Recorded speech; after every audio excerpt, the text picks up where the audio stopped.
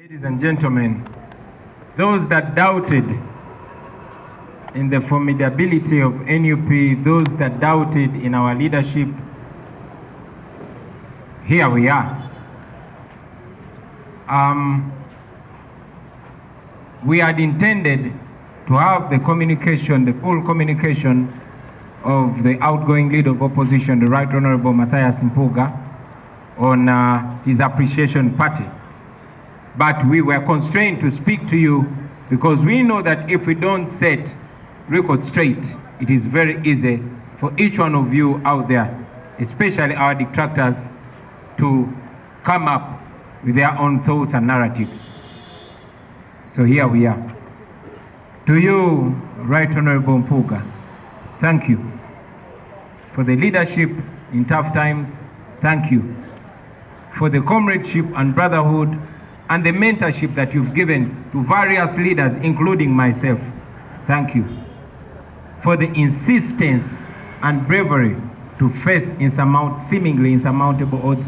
Thank you for being a punching bag for so many people, those who matter and those who don't matter, but constantly pursuing what we promised the country.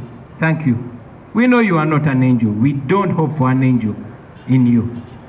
We know not everything went perfect your way, but for your resilience, thank you. And most importantly, for your magnanimity in leadership, for rising beyond emotion and beyond anything. That I cannot thank you enough. I want to call upon anybody out there to represent us. Whenever you meet the Right Honorable Matthias Mpuuga, please, on my behalf and on behalf of the National Unity Platform, say to him, thank you. When you meet his wife, say thank you to her, because being a wife to such a man that leads in trouble sometimes is not easy. At school, when you meet his children, say thank you to them. We shall forever be appreciative.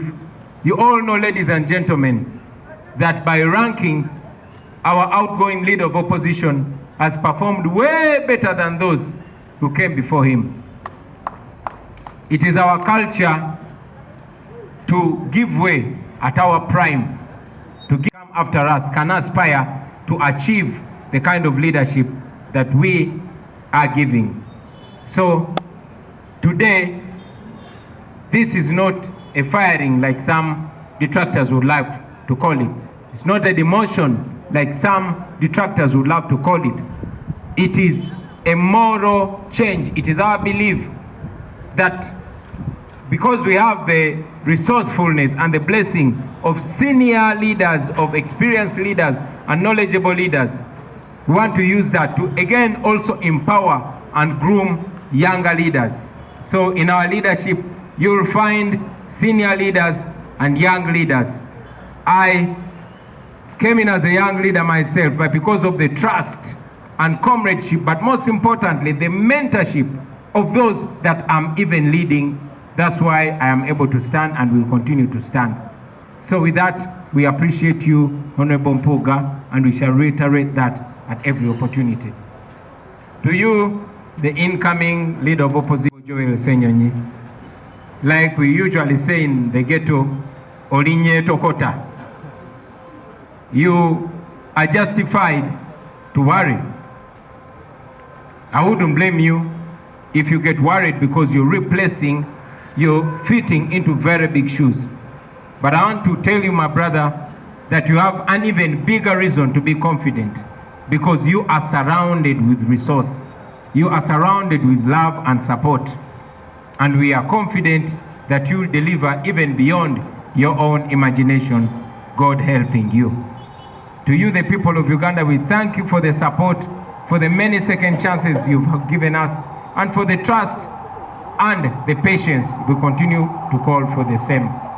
Mwebale nnyo mwebalire ddala njagala nakwebaza ne sekwebaza ow'ekitalo naye mbagambye mu luzungu nti Honorable Mpuuga oba oliawo tubadde twagala okumuwulira ebigambo bye ku pate ye ey'okumusiima n'okumuyozaayoza egenda okubaawo mu bbanga etali lyawala, naye olw'okwagala okubyeyogerera abo abaagala okutukontradicting oba okukyusa ebigambo byaffe obutafuna mukisa ate bo twogerera ensonga lwaki twogeddeko gye muli naye era ssebo tukyesunza ebigambo byo kabaga kaffe si buli omuntu ayitiddwa wano naye abayitiddwa tujja bategeeza ssebo weebale nnyo weebalire ddala olw'obukulembeze mu kaseera akazibu weebale olw'obosseruganda n'okutuluŋŋamya n'okugabana naffe ekirabo ky'obumanyirivu bwo n'amagezi go weebale nnyo weebalire ddala okutuluŋŋamya n'okubeera baaba waffe weebale nnyo weebalire ddala ku lw'okugumira amayinja n'emiggo ebiseera ebisinga ebitalina kubeera bibyo weebale ku lw'okubeera shock absorber yange ebivumo ebyandize gye ndi n'obimira weebale nnyo ssebo era n'ebimu yongera obimirireko mpola mpola weebale nnyo weebalire ddala njagala okubasaba mwenna buli anaasanga Honorable Mpuuga eyo gye tutali kuba ffe tetusobola mwebaza kimala mutuyambe mutwebalizeeko bwe musanga mu ekereziya mumwebaze bwe musanga mu katale oba mu kkubo muyimirize mumwebaze ku lwaffe bwe musanga mukyala we oba abaana be mumwebaze temufaayo nze mbawadde obuyinza okumutawaanya mumuyimirize mumugambe Mpuuga weebale nnyo weebalire ddala enkyukakyuka eno gye mulabye olwaleero si kukakkanya oba kugoba ng'abamu abatatwagaliza birungi bwe bayinza okulowooza eno enkyukakyuka gye tukkiririzaamu n'omugenzi Mandela yakitulaga nti omukulembeze ku tipu ye wasingirira ddala okubeera owakabi ate walina okuleetera abakulembeze abapya basobole omulaba ng'ekyokulabirako ate bagoberere mu ebyo ebirungi byakoze ssebo sigezaako gamba nti oli malayika kuba tetulondangako malayika era tumanyi temubula birumira wano nawali naye akaseera ko tukulembereddemu obuzibu obwo bwoyiseemu tesobola bubuusa maaso era tusaba Katonda osobole okuba ng'ogenda mu maaso n'okugabana obukulembeze bwo n'ebitone byo nga bw'osuubiza ate ne buvunaanyizibwa opya bw'ogendamu wengere okutuweererezaamu ssebo eri Comrade Senyonyi nga bwe tugamba mu geto olinnye tokota ate nga y'amagye naye tukusaba obeere mugumu okyogeddeko nti weeralikidde kituufu weeralikirire kuba engatto z'ogenda okwambala nene nnyo naye ate olina ensonga nnyingi nnyo okubeera omugumu okusinga okweralikirira kubanga weetooloddwa abasajja n'abakyala ab'amaanyi abamanyirivu ate nga bonna beewaddeyo okukuuma okubudaabuda n'okuluŋŋamya mu mbeera yonna eri mwenna bannayuganda tubasaba obugumiikiriza bwammwe obuwagizi bwammwe n'omukwano gwammwe n'okutambula wamu naffe kuba mumanyi bulungi nnyo obukulembeze bwe tububawa mu kaseera ak'obwannakyemalira tugezaako just kubawa example y'obukulembeze bwe tusobola okuwa eggwanga singa nakyemalira tunaaba tumugobye mwebale nnyo okutuwuliriza bassebo ne bannyabo ku lwa Katonda n'ensi yaffe.